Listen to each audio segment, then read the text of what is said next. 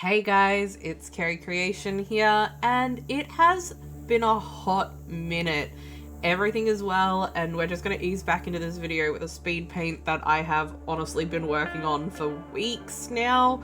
Not that it's taken me weeks to finish it, it took me like a week or two to draw it because of, everything going on, but editing and putting it together, just there's a lot been going on, but everything's good, I'm good.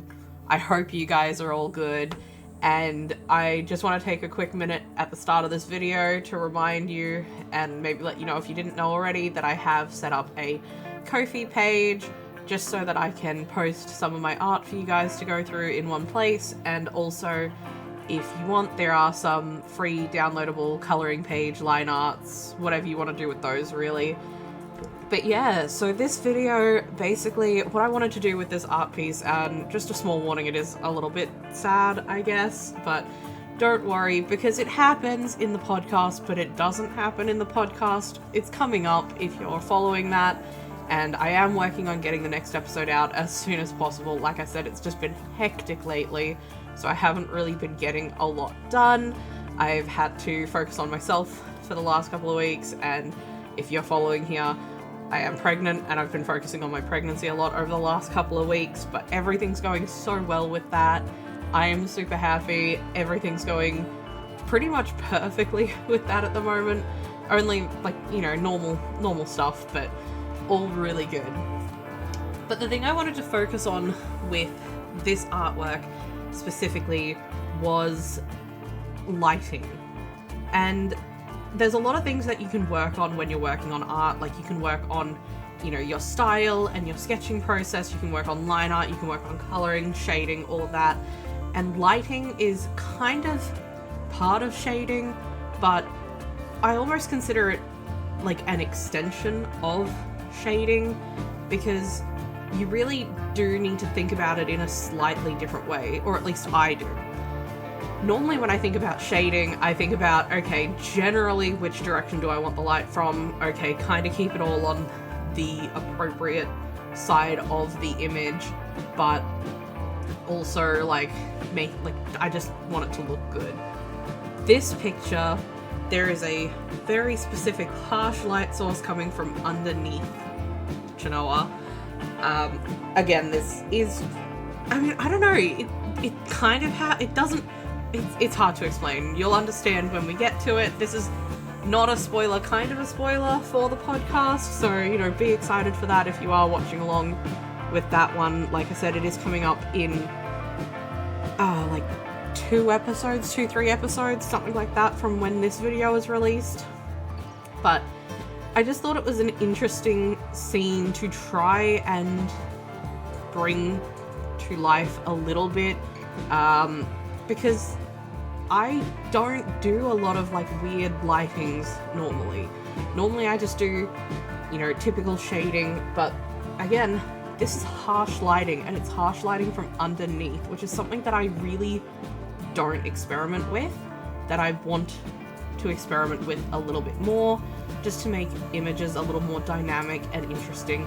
And if you are having trouble making your art dynamic and interesting, how you do the lighting and how you do the shading can help a lot with that. Like, a lot of things that help with making your pictures and your drawings more dynamic is things like the concept and the pose, but really that lighting and shading can make all of the difference in the world.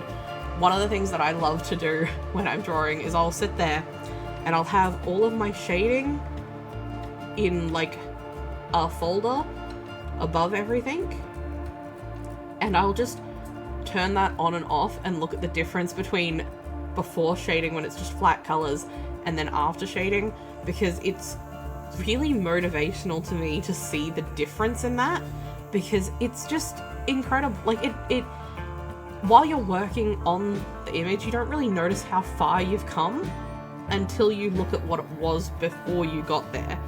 And so that's one of the things I love to do, is I love to just toggle on and off my shading layers, just to kind of motivate myself and remind myself that, yeah, I am doing this, and it's actually a lot better than I normally tend to let myself believe. As an artist, and a lot of you might know, we're always kind of our harshest critics. Even now, like I said, I drew this like weeks ago at this point. So I look back at it now and I'm like, wow, there's so many things I would have done differently that other people who see the image probably wouldn't pick up on and wouldn't notice and wouldn't even really care about that much. But yeah, artists, we tend to be our harshest critics, and I think that's a good thing too, because that's a way of us trying to improve ourselves. I think it's so important to look back at your art and see what you have improved on and what you want to improve on, and think about how you would do that. Like, I just think that's a useful tool for artists to have. So maybe that's why our brains are so critical of our own work, or maybe it's just because we have to spend so long staring at it. Who knows? But I really enjoyed this. As you can see, I put in like a sketch version of the shadows so that I could try and figure out where I thought things might need to be. It helped for me, but yeah. So I'm just going through now and quickly dropping in all the colors. Again, because I'm using a character that I draw a lot, I've kind of got all of her colors mapped out and set aside. In the future though, I'm thinking I might want to make a video about how I go about picking colors, and because I love looking at other people's art, because I color typically using a lot of, you know, natural, not muted, but kind of muted tone. Like, I don't use a lot of vibrant colors in my art. And when I do use vibrant colors, they're a highlight to the art, and only in small little bits, if that makes sense. Like, even in Shanoa's design, she's got this vibrant yellow and blue that go on her beads and jewelry, but that is the smallest part of her design, and the rest of her colors are all really like natural, like beiges, browns, stuff like that. So I think it might be interesting to go through and try to talk through how I choose colors.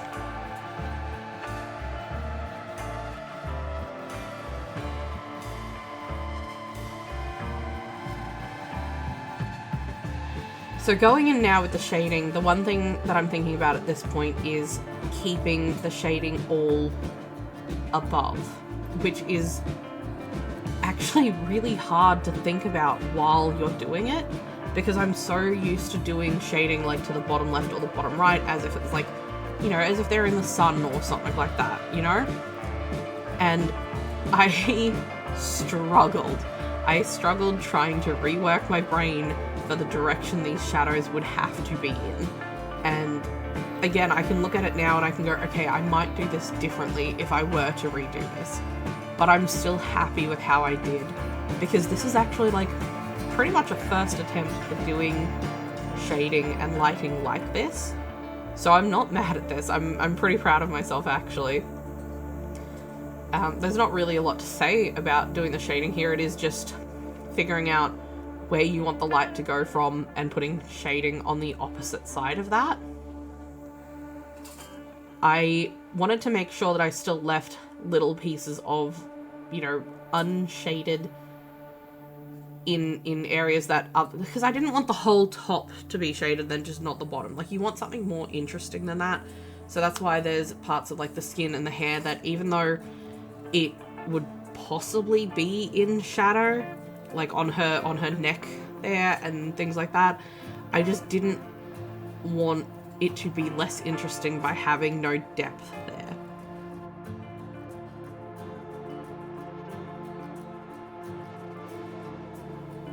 That's part of the reason why I put in this like gradient as well, because I feel like that also helps with trying to add shading to the depths as well. But getting onto the highlights, the lighting from below is orange and red. It's okay, spoiler, not spoiler, it's fire. There's fire. And so I wanted to use a color to represent that in my highlighting. Now, lately I use orange as a typical highlight color, but not as saturated as this orange is. This orange is really saturated because I really wanted to have that feeling of like, this is what the light is. Instead of just a natural like daylight orange, which is normally for me a lot paler, I went vibrant, like this is orange lighting. And I think that helped, and I do really like how it turned out. At this point I added like an extra gradient of shadow and then just erased parts on like the face and things like that. And because I wanted to get across that like fire lighting, I went around and put a red line on the edging of all like the skin and all the shadows essentially, so that I could use that as a way to show that it is meant to be harsh lighting. I went through, put in a couple of little last minute details on the image, and we're basically, you know, getting to the point of the end of it now where I'm just kind of putting in my final details. And at this point I was, you know, pretty happy with how it turned out, because it turned out probably better than I expected it to. So this is the finished image, and again, I'm super happy with how it turned out. I hope you guys like it. Thank you so much for watching. If you're not already subscribed, please consider subscribing. If you liked the video, please put a like on it. And I promise I am trying so hard to get back into the routine of uploading regularly. I'm so sorry it's been so long, and hopefully I will see you guys next week. Bye!